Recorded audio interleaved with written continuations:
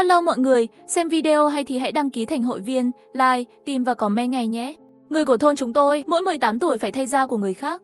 Nếu không sẽ thối rữa và chết, nhưng đã một tuần kể từ sinh nhật thứ 18 của tôi. Vẫn chưa tìm được làn da phù hợp, nghĩ đến đây khiến tôi phải nhìn vào mắt bạn trai bên cạnh. Bạn trai đang ngủ say, hắn là một đứa trẻ giàu có, vì vậy, rất chú ý đến bảo dưỡng. Da của bạn trai mịn màng, chất lượng đàn hồi cao, đặc biệt là anh ta có cơ bụng 8 múi. Lúc đầu tôi ở bên anh ta vì thèm muốn cơ thể của anh ta. Đột nhiên điện thoại của tôi đổ chuông, đó là mẹ tôi nghe máy. Bên kia điện thoại, giọng của mẹ tôi nghe rất lạ. Tiếng khóc của bà ấy, cơ thể của em trai con đã bắt đầu thối rữa rồi.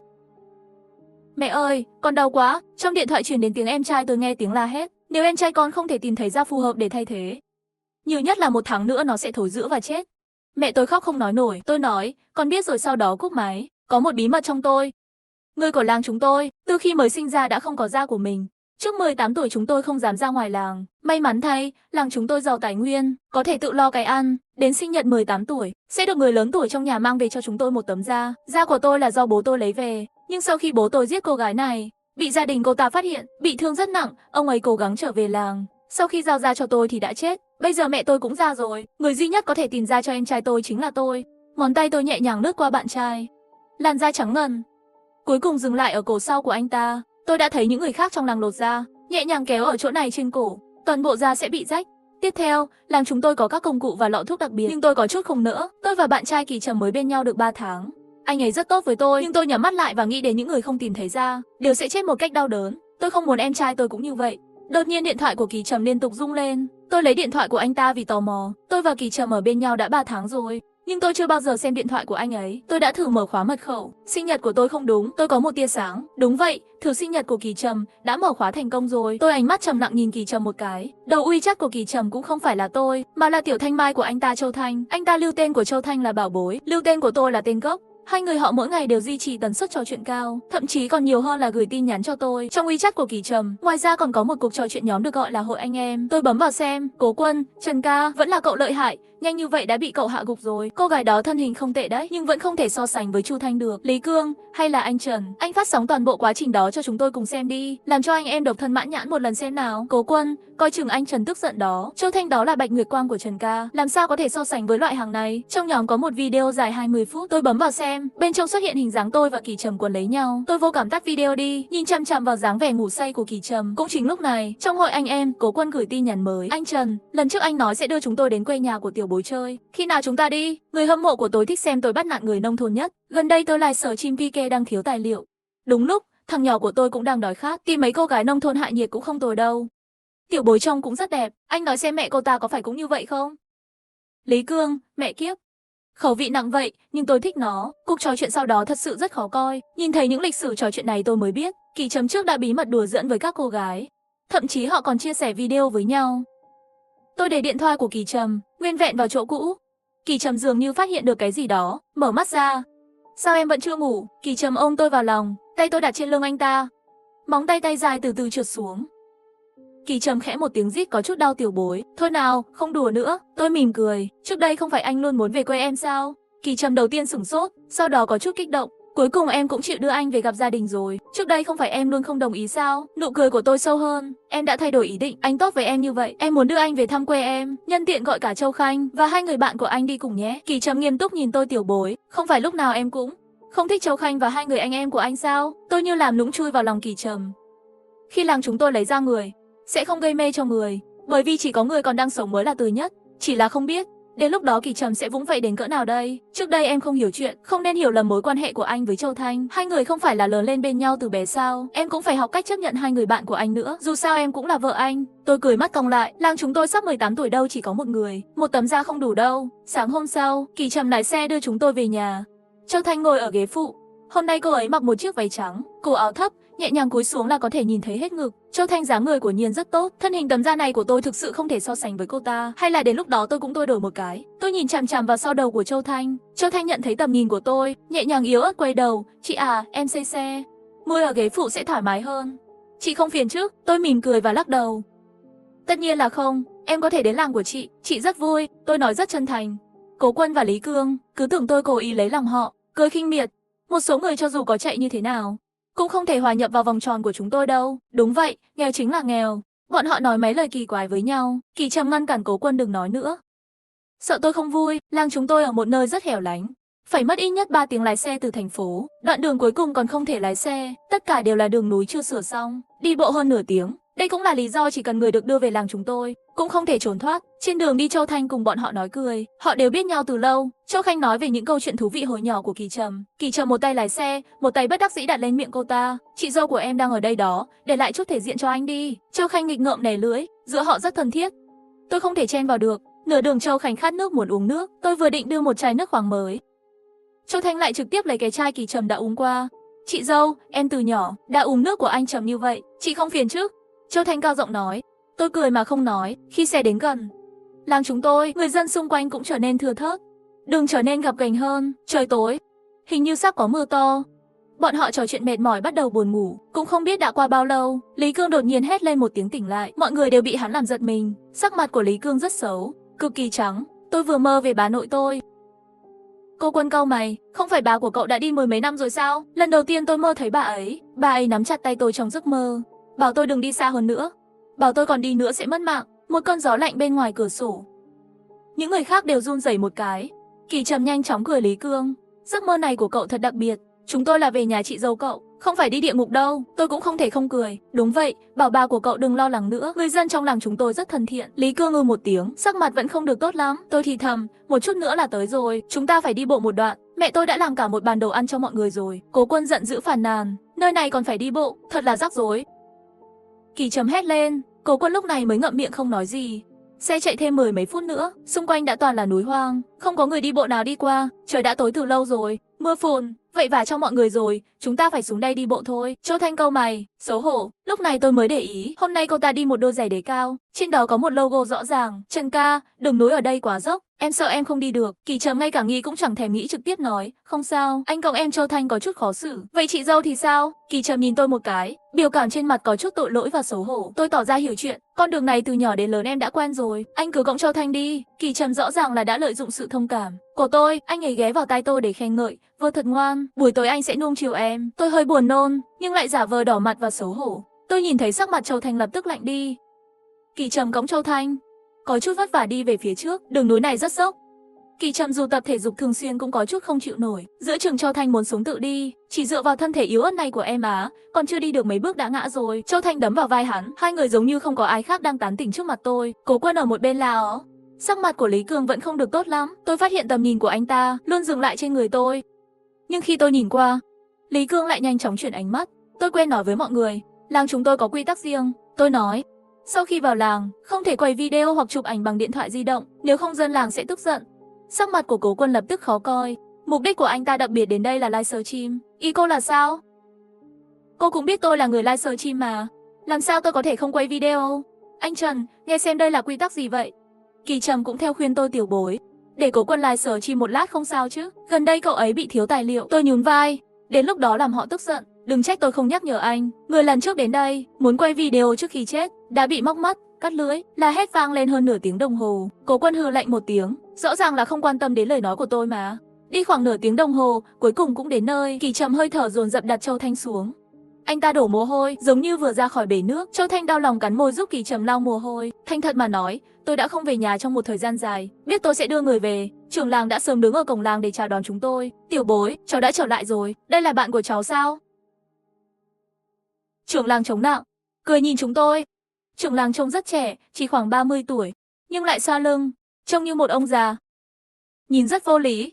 Nhưng chỉ có tôi biết, người dân trong làng chúng tôi không có da, nhưng tuổi thọ cũng giống như người bình thường. Chúng tôi có thể đổi da mới theo ý muốn, nhưng không thể thay đổi sự lão hóa của cơ thể. Mặc dù trưởng thôn đã đổi thành da khoảng 30 tuổi, nhưng thực ra năm nay ông ấy đã hơn 70 tuổi rồi. Trần ca người này nhìn thật đáng sợ. Châu Thanh thu mình lại một chút, trốn sau lưng Kỳ Trầm. Đôi mắt của trưởng làng rất kỳ lạ, mắt rất nhỏ, lòng trắng rất nhiều. Khi bị hắn nhìn chằm chằm, thật sự sẽ có một loại cảm giác lạnh người. Nhưng tôi có quan hệ tốt với trưởng làng, ông ấy đã nhìn tôi lớn lên, như cháu gái của mình vậy. Đúng rồi ạ, trưởng làng, đây là bạn trai cháu. Trưởng làng nhìn chằm chằm vào Kỳ Trầm, làm anh ta dựng hết cả tóc gáy. Rất tốt, rất tốt. Em trai cháu sẽ rất vui đấy. Lần này cháu đưa 4 người về. Mọi người sẽ rất cảm ơn cháu. Đi thôi, về nhà tôi thôi. Tôi nói với họ. Mấy người Kỳ Trầm đều mang theo chút tò mò. Chỉ có Lý Cương đứng ở lối vào làng. Lý Cương, tôi gọi tên hắn. Lý Cương như từ trong mộng tỉnh dậy. Trầm ca, chúng ta có thể về được không? Mặt anh ấy rất nhợt nhạt. Cố Quân là người đầu tiên không cam lòng. Không phải cậu bị giấc mơ trên xe dọa sợ rồi đấy chứ? Sao lá gan của cậu lại nhỏ như vậy? Khi cậu đánh người ta đến chết, cũng chưa bao giờ thấy cậu sợ hãi như vậy. Cố Quân buột miệng nói. Rất nhanh đã bị ánh mắt của Kỳ Trầm nhắc nhở. Biết mình nhanh miệng, vội vàng ngậm miệng lại. Lý Cương lắc đầu, run rẩy nói, không hoàn toàn là vì giấc mơ. Vừa rồi hình như tôi nhìn thấy Hoắc Hiểu Yên. Lời này của Lý Cương vừa nói ra, tôi thấy mấy sắc mặt của họ đều có gì đó không đúng. Cậu nói nhảm cái gì vậy? Cố Quân mặt biến sắc. Châu Thanh thì thầm, Hoắc Hiểu Yên không phải đã chết từ lâu rồi sao? Tôi tò mò hỏi Hoắc Tiểu Yến là ai vậy? Mặc kệ Lý Cương đi, chắc tối qua cậu ta uống quá nhiều rồi, nên đầu óc mới không tỉnh táo. Sau khi Lý Cương nói ra như vậy, tôi có thể cảm thấy tâm trạng của họ không quá vui vẻ, nhưng sau khi họ vào làng, Châu Thanh là người đầu tiên phát ra tiếng kêu kinh ngạc. Quá đẹp rồi, nhưng lời nói này, tôi tin cô ta là thật lòng. Kỳ Trầm cũng có biểu cảm tuyệt vời trên mặt. Tốt hơn với những gì mà tôi mong đợi. Lý Cương mím miệng không nói chuyện, hy vọng các món ăn ở đây cũng có thể vừa miệng mọi người. Tôi cười nói, đột nhiên Lý Cương giật nảy lên, không đúng lắm. Ở đây có gì đó không đúng lắm. Kỳ Trầm không vui quay đầu lại, hôm nay cậu uống nhầm thuốc rồi phải không? Lý Cương sắc mặt sợ hãi, vừa rồi bọn họ đều ở sau cửa sổ nhìn trộm. Hắn chỉ vào những ngôi nhà xung quanh, cửa sổ trên nhà có một khe hở. Bên trong không bật đèn, rất tối. Tôi giải thích là người của làng chúng tôi rất ít khi ra khỏi làng, vì vậy, nhút nhát họ nhìn thấy người lạ, họ rất tò mò. Tôi xin lỗi nếu làm cậu sợ. Tiểu Bối, em không cần phải xin lỗi cậu ta. Lý Cương hôm nay nhất định là điên rồi. Lý Cương sắc mặt rất khó chịu, không nói chuyện nữa. Sau khi chúng tôi đi bộ một đoạn đường, cuối cùng cũng đến nhà tôi. Nhà tôi ở cuối làng, là một tòa nhà 2 tầng. Ngôi nhà trong sân mặc dù ngôi nhà đã có tuổi đời rất lâu, nhưng nhìn rất sạch sẽ. Mẹ tôi đã đứng ở cửa từ lâu rồi. Khi nhìn thấy tôi, mắt mẹ tôi sáng lên. Đây là Kỳ Trầm phải không? Dì đã sớm nghe Tiểu Bối kể về cháu. Thật là một chàng trai đẹp trai. Mẹ tôi rất nhiệt tình chào hỏi Kỳ Trầm. Bọn người Kỳ Trầm họ nhìn thấy mẹ tôi, biểu cảm đều có chút sửng sốt, bởi vì mẹ tôi trông cũng chỉ ngoài 30 tuổi. Kỳ Trầm thì thầm vào tai tôi, dì, cũng trẻ quá rồi đấy. Cố Quân nhìn chằm chằm mẹ tôi, nụ cười ác độc trên hiện ra mặt. Tôi biết chính xác anh ta đang nghĩ gì. Châu Thanh yếu ớt nói, Trần ca, anh có ngửi thấy mùi gì không? Em nghe nói người nông thôn trong nhà đều có lợn. Hơn nữa nhà vệ sinh hố xí. Tôi rất hào phóng nói, em yên tâm, nhà chúng tôi vừa được cải tạo vào năm ngoái, nhà vệ sinh đều hiện đại, em không cần lo lắng về chuyện nhà vệ sinh. Châu Thanh ở chỗ tôi không được vui. Chán nản ngậm miệng lại, Lý Cương lại lớn tiếng kêu lên, kia, là chúng ta rồi phải không? Lý Cương lộ ra vẻ mặt sợ hãi, run rẩy chỉ vào một ngôi nhà nhỏ và nói, tôi vừa nhìn thấy căn phòng này, bên trong có một người rất đáng sợ, mặt anh ta đều hỏng hết rồi, nhìn tôi với khuôn mặt thối dưa đó qua cửa sổ. Tôi không thay đổi sắc mặt, giải thích rằng đây là em trai tôi, nó bị bệnh từ nhỏ, hy vọng không làm các cậu sợ. Mắt Cố Quân xoay một vòng, cũng không biết đang nghĩ gì. Mẹ tôi đã chuẩn bị một bữa ăn ngon cho mọi người, có nhiều miếng thịt nổi lên trên nồi súp nóng đó. Bọn Kỳ Trầm họ rõ ràng đã nuốt một ngụm. Ngay cả trước đây vẻ mặt đầy ghét bỏ, Châu Thanh nói mình không thích ăn thịt, lúc này cũng nhìn chằm chằm vào nước dùng. Dì ơi, đây là súp gì vậy? Thơm quá. Tôi mỉm cười nói, đây là thịt lợn rừng sau nối của chúng tôi. Mẹ tôi tay nghề rất giỏi phải không? Nhìn họ bát lớn bát nhỏ ăn liên tục, khóe miệng tôi hơi cong lên, chính xác là những cái này. Ngay cả heo cũng ăn chán rồi. Sau bữa tối, Đậu Quân nói, tôi muốn đi vệ sinh. Sau khi tôi chỉ đường cho anh ta, phát hiện Cố Quân cũng không đi về hướng nhà vệ sinh, mà là đi thẳng đến phòng em trai tôi. Nhưng không lâu sau, tôi liền nghe thấy tiếng kêu thảm thiết của Cố Quân chạy ra ngoài. Hắn mặt trắng bệch chỉ vào em trai tôi phía sau. Dọa chết lão tử rồi, cái quái gì đây vậy? Em trai tôi đứng đó mặt trắng như không còn giọt máu, cơ thể nó mỏng như tờ giấy, mặt đầy mủ thối rữa, toàn thân tỏa ra mùi hôi thối nồng nặc.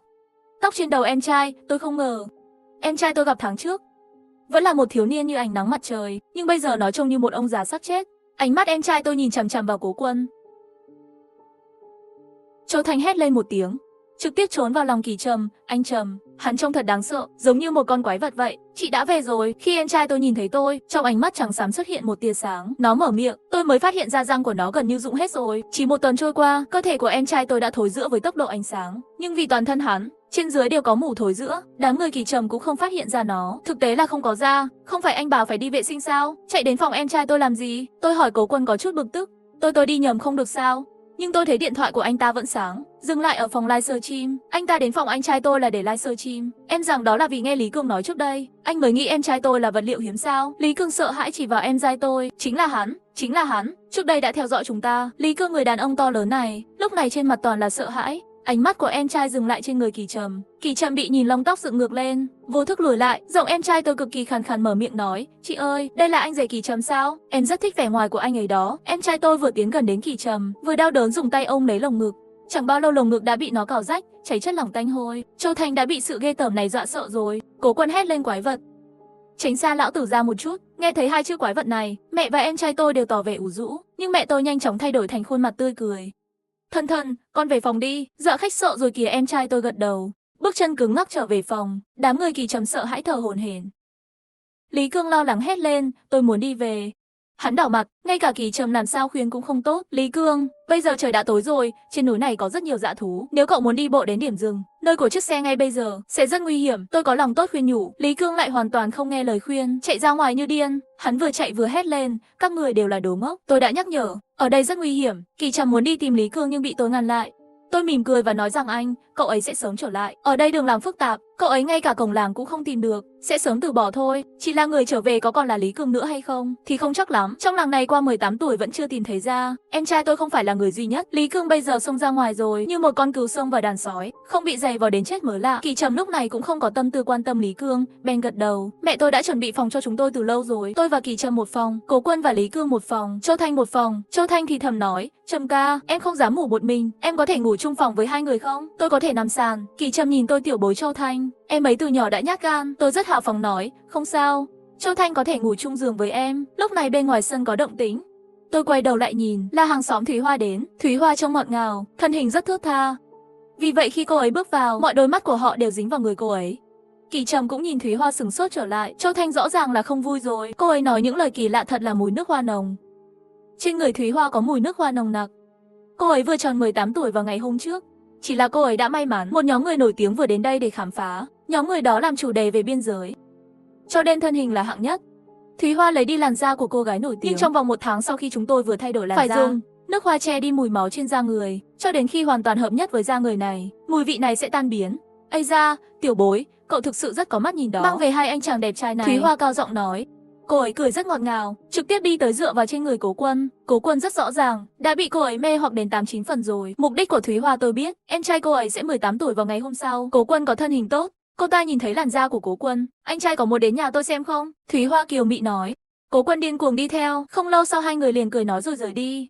Chị dâu, phụ nữ ở đây cũng quá dễ dãi rồi phải không? Chị không lẽ cũng như vậy sao? Châu Thanh nhìn tôi nói, tiểu bối sẽ không như vậy đâu. Kỳ Trầm đã giải thích cho tôi. Châu Thanh bị mất mặt, rõ ràng là không vui rồi. Kỳ Trầm lại kiên nhẫn đi dỗ dành cô ta. Tôi và mẹ tôi nhìn nhau. Tối nay là thời gian đổi ra. Hơn 9 giờ, Lý Cương đã về rồi. Khi anh ấy bước vào cửa, tôi ngửi thấy mùi nước hoa nồng nặc. Tôi biết Lý Cương đã bị người khác đổ rồi. Cậu đã ở đâu vậy Lý Cương? Có phải là không tìm được đường ra ngoài nên quay về phải không? Kỳ Trầm không khách khí nói. Khóe miệng của Lý Cương cong lên một chút, nụ cười rất cứng nhắc. Đây cũng là di chứng của làn da vừa thay đổi, thời gian vừa thay da, chúng tôi vẫn cần hợp nhất với da người mới. Hiện tại Lý Cương nhìn một chút liền cười rất giả tạo, giống như dán một cái mặt nạ da người lên mặt. Kỳ Trầm và Châu Thanh dường như cũng cảm thấy có gì đó không ổn, nhưng bọn họ căn bản không ngờ Lý Cương bị người khác thay thế. Kỳ Trầm nhìn chằm chằm Lý Cương nửa tiếng nói, Cương tử, có phải có vết máu trên tay áo cậu không? Tầm mắt của Lý Cương chậm rãi nhìn xuống, sau đó buồn bã nói, không cẩn thận vừa mới ngã thôi, tôi sai rồi, không nên nổi nóng như vậy mà chạy đi. Cũng đến lúc thay đổi mấy cái da cũ rồi. Kỳ Trầm không ngờ Lý Cương lại nhận sai, vỗ vai hắn, quay lại là được rồi. Tôi hơi buồn ngủ, đi ngủ trước đã.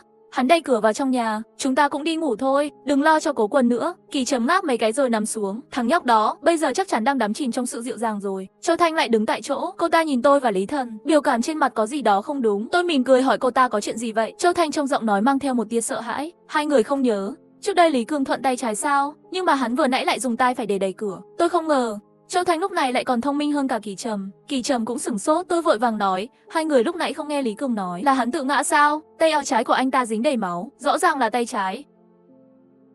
Cô nhóc này nghĩ nhiều quá phải không? Cũng có lẽ em nghĩ quá nhiều rồi. Tôi nói với họ, hai người cứ về phòng nghỉ ngơi đi, em còn chuyện muốn nói với mẹ. Kỳ Trầm, mẹ em đã chuẩn bị xong phòng cho anh rồi. Kỳ Trầm và Châu Thanh rõ ràng rất ngạc nhiên. Tôi đã cho họ thời gian ở riêng cùng nhau. Kỳ Trầm vội vàng nói, được. Khi họ quay người vào phòng, tôi cất đi nụ cười. Tôi vào bếp. Mẹ tôi đang mài dao, trên dao có vết máu cũ. Bà ấy đỏ mắt, vô cùng kích động nói, lần này là nhờ có con đó tiểu bối. Cuối cùng em trai con cũng không phải chịu khổ nữa rồi.